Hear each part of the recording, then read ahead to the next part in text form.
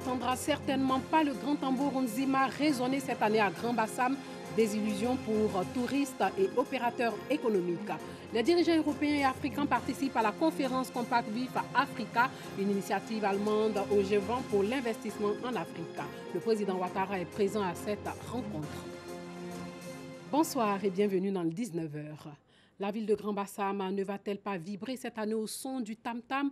En tout cas, tout porte à croire que l'Abissa 2018 est annulée. Les festivités étaient prévues pour le dimanche 28 octobre dernier, mais jusque-là, elles n'ont pas encore eu lieu. En cause, le mécontentement d'un groupe de personnes après la proclamation des résultats des élections municipales, un manque à gagner pour les opérateurs économiques.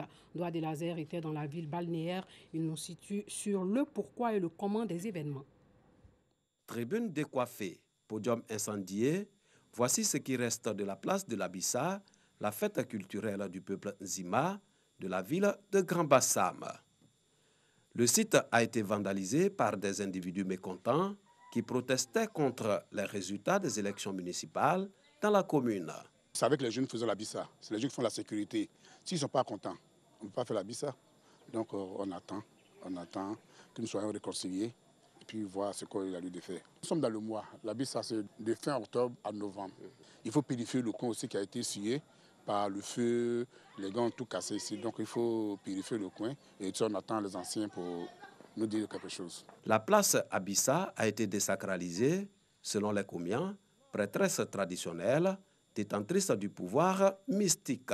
Il faudra donc attendre plusieurs mois pour sa purification. Les gens sont très fâchés même. Parce que quelqu'un qui est assis à sa place, vous le mettez du feu sur lui, ce n'est pas normal. Voilà. Et puis il y a beaucoup de cérémonies à faire sur ça. On ira à la maison, aller verser la boisson aux génies. Et c'est ce qu'ils vont dire là. Que nous on va venir rapporter ça au notable du roi. Pour lui dire que voici ce que les génies ont demandé, voici ce que les génies ont dit de faire. Et c'est la route là qu'on va suivre. C'est à cause de ces trucs comme ça que quand le génie te prend, que tu refuses de danser, tu deviens folle. Si nous, on leur demande pardon, il va accepter. Tous ces malheurs-là, on va effacer tout. On va reprendre notre vie d'avant.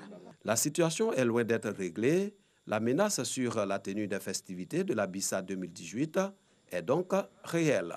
Certains visiteurs déjà présents sont désespérés. On m'avait dit qu'Abissa, c'est chic.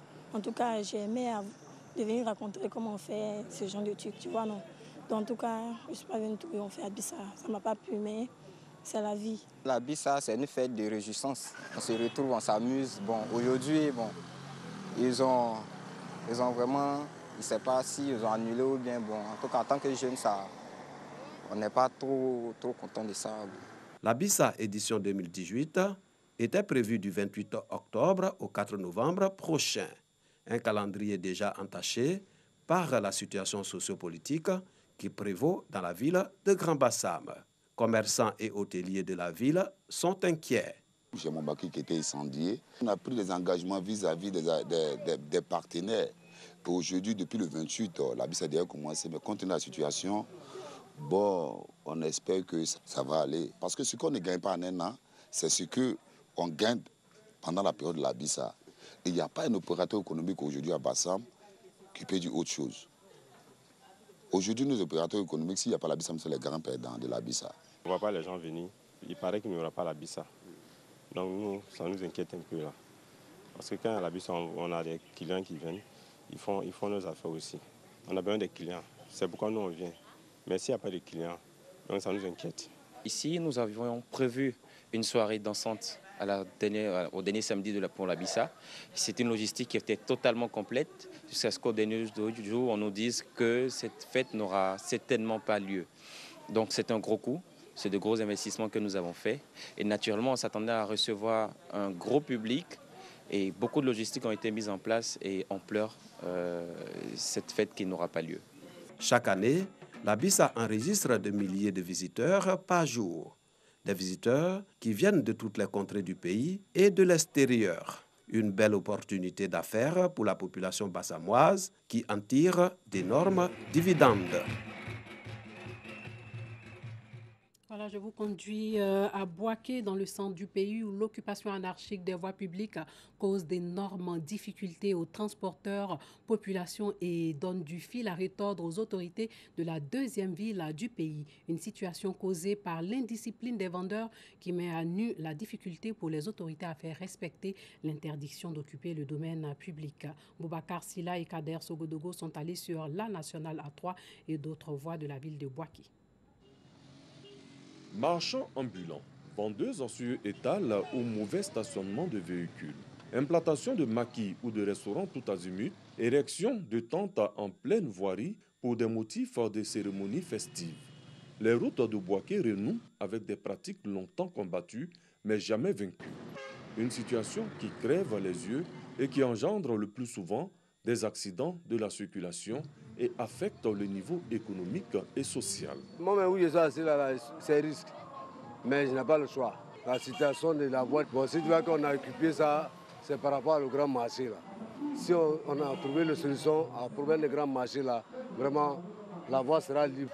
Si le marché est construit, tous les vendeurs vont rentrer au marché, tout le monde va avoir son magasin, ils vont vendre.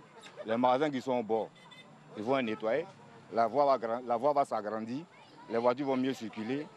Bon, c'est ce que nous on espère en tout cas. Dans le cadre de l'opération Pays propre initiée en 2011 par le gouvernement, les artères de la ville de Bouaké avaient été dégagées. Après une série de sensibilisations et de répressions, les mesures avaient produit des effets escomptés, rendant les mouvements des usagers très aisés. Aujourd'hui, le constat reste amer. Sur toutes les voies de Bouaké, il y a une reprise des occupations anarchiques par les vendeurs et les vendeuses. Il faut dire que nous sommes confrontés au fait que la ville de Bouaké est une ville commerçante.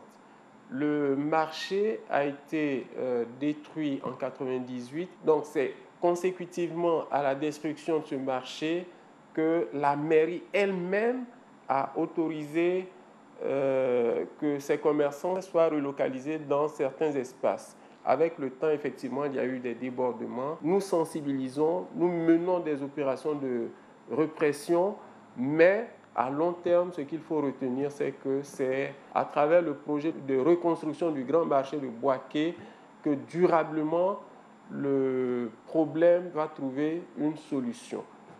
Dans ce projet qui concerne bien sûr la reconstruction du marché, il y a un volet requalification de l'espace urbain. Les problématiques telles que la gestion des gares routières, la circulation urbaine seront traitées dans ce cadre-là. Bouaké est la troisième économie de la Côte d'Ivoire avec un produit intérieur brut PIB qui avoisine les 3%. Il est donc de la responsabilité des pouvoirs publics d'affirmer et d'exercer leur autorité en prenant des décisions pérennes. Non loin de Bouaké à Marabadiassa, la délimitation du terroir est suspendue pour le retour de la paix et de la cohésion dans le département de Béomi. C'est dans le centre du pays. Cette décision intervient après les affrontements dans la localité le samedi dernier. Des affrontements qui ont fait plusieurs blessés et causé de nombreux dégâts matériels. Soro Corona. Suspension du processus de délimitation des terres villageoises dans le département de Béomi. Conclusion de la rencontre entre le corps préfectoral, les cadres et élus, les chefs des villages, relatifs aux affrontements entre les populations malinké et baoulé du week-end dernier dans la sous-préfecture de Marabadiassa. Les partis sont décidés à aller à l'apaisement et à la paix. Et puisque l'opération est suspendue provisoirement jusqu'à ce qu'on trouve un terrain d'entente, on espère que les présidents des jeunes et les chefs du village, chacun de son côté, respectera ses engagements et que tout se fera par le mieux. Le préfet du département de Béomi a également exhorté les cadres des deux communautés à initier des rencontres pour aplanir les différends. Les élus et cadres se sont engagés à travailler pour consolider le vivre ensemble et la cohésion sociale qui ont régné entre les deux peuples depuis des décennies. Le processus de délimitation des villages, c'est toute la Côte d'Ivoire qui est concernée. Et à chaque fois, on ne va pas quand même faire des palabres à propos de ça. Il faudra que les jeunes puissent se comporter dignement, rester calmes, écouter les chefs du village, écouter les autorités compétentes. Au nom de Marabadiassa, j'ai présenté des excuses au préfet et j'ai présenté des excuses au baoulé. Mais en même temps, J'ai dit à nos frères qu'on ne règle rien par la force. Quand Baoulé et Malinké s'entendent, rien ne peut leur arriver. Les jeunes ont été invités à tourner le dos à la violence. À travers des accolades, la jeunesse a montré son engagement à participer pacifiquement à ce processus national de délimitation des terres villageoises. 2 semaines, c'est la période que doit durer les concertations. 246 réfugiés ivoiriens en provenance de la Guinée voisine sont de retour en Côte d'Ivoire depuis hier. Ils ont été pris en charge à leur arrivée à Danané. Cette action s'inscrit dans le cadre du rapatriement volontaire organisé par l'État de Côte d'Ivoire et ses partenaires. Il s'agit du 5e convoi en provenance de la Guinée depuis le début de l'année 2018. Herve Bouy les a rencontrés. Après plusieurs années d'exil en Guinée, 246 Ivoiriens sont de retour au Bercail. Ils ont été accueillis à Gbapleu, à la frontière ivoiro-guinéenne, ce mardi 30 octobre dans l'après-midi. Dès la frontière franchie, nous recueillons les premières impressions. Quand j'ai quitté en Côte d'Ivoire en 2002, j'avais 10 ans. Mais aujourd'hui, j'ai 18 ans déjà. Je suis fier de me retourner chez moi, au pays. C'est eu la guerre ici. Je suis parti depuis 2002. Je suis content même de rentrer chez moi. Quand je vous ai vu là même, c'est moi-même j'ai dit je vais parler. La vie d'un réfugié, c'est pas, on ne peut pas expliquer tout, hein, mais quand même, je suis très content parce que maintenant c'est moi. Je suis très content. Une fois les formalités d'usage remplies, direction le centre de transit du Haut Commissariat des réfugiés HCR de Danané. Sur place, des mots de bienvenue des autorités, des conseils d'usage et des dispositions pratiques avant la destination finale. Ce que nous allons faire maintenant ici au centre de transit, ce sera de procéder à l'identification, de nous assurer que les documents que nous avons reçus concernent bien les personnes qui sont arrivées. Et nous allons leur transmettre ce qu'on appelle le paquet retour. Le paquet retour, c'est un paquet qu'on leur remet pour pouvoir les aider dans les premiers moments de leur réintégration ici en Côte d'Ivoire. On leur parle, on essaie de les orienter parce qu'ils ont été absents du pays depuis des années, 5 ans au moins. Et donc, on essaie de leur dire ce qui va se passer, les procédures, d'abord les aspects logistiques. Ils vont aller chez eux, il y a toute une organisation là-dessus. Pour leur réinsertion, des mesures existent. Nous avons au HCR un programme de réintégration sur 2 ans. Toute personne qui arrive va dans son village d'origine. Et là, nous avons des programmes mis en place. Il peut y avoir aussi des activités génératrices de revenus pour ceux qui en ont besoin. Nous sommes sur des projets de cohésion sociale. Et nous ne sommes pas seuls sur tous ces projets-là. Nous travaillons avec le gouvernement, bien sûr, qui est notre premier partenaire. Nous sommes en train d'essayer d'attirer tous les autres qui peuvent apporter une contribution à ce programme. Parce que c'est un programme qui demande beaucoup de ressources. Il est de notre devoir de faire en sorte que ceux qui sont venus puissent être occupés sainement, qui n'aient plus envie de repartir. Mais mieux, que ceux qui sont venus fassent en sorte que ceux qui sont encore sceptiques reviennent. Notons que ce rapatriement est volontaire. C'est le 5e convoi en provenance de la Guinée depuis le début de l'année 2018. Il est constitué de 139 femmes et 107 hommes. Les mineurs sont au nombre de 121. Sachez que l'Association des cliniques privées en Côte d'Ivoire et le Syndicat national des médecins privés de Côte d'Ivoire suspendent le tiers payant de la MUGEFSI dans leur réseau de soins jusqu'à nouvel ordre. Cette suspension est survenue le 23 octobre dernier et nous y reviendrons dans nos prochaines éditions. Les dirigeants européens et africains participent à la conférence Compact WIF Africa à Berlin. Sur la table, l'examen de l'état d'avancement de l'initiative sur le partenariat avec l'Afrique. La réunion a été marquée par une table ronde des chefs d'État qui a permis à chaque participant de faire le point de cette coopération, de présenter les performances réalisées par son pays, mais aussi d'indiquer ses attentes et ses priorités. Une initiative allemande. Angela Merkel a d'ailleurs appelé les entreprises internationales à davantage investir en Afrique plutôt que de tout miser sur l'Asie. Au Pakistan, la Cour suprême acquitte Asia Bibi, chrétienne du Pendjab, à cette mère de 5 enfants qui avait été condamnée à mort pour blasphème en 2010. La capitale, Islamabad, avait été placée sous haute sécurité avec des barrages sur les routes, notamment à proximité des quartiers où vivent les magistrats et la communauté diplomatique aujourd'hui. Le récit de Parga Sorokone. La Cour suprême pakistanaise acquitte Asia Bibi, une mère de 5 enfants de confession chrétienne. La jeune femme avait été condamnée à mort pour blasphème en 2010. Asia Bibi avait démenti, assurant qu'elle s'était fâchée avec ses accusatrices qui avaient refusé de boire de l'eau qu'elle leur avait apportée au motif qu'elle était chrétienne. Le verdict a déclenché des manifestations à Islamabad.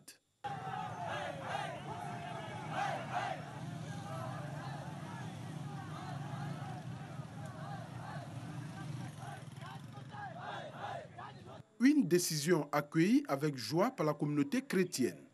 Nous sommes très contents. Un bon verdict a été rendu et elle a été déclarée innocente et acquittée par la Cour.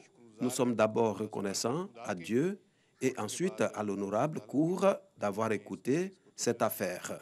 C'est notre sœur, comme elle est chrétienne, Dieu l'a acquittée, la Cour l'a acquittée, justice a été rendue.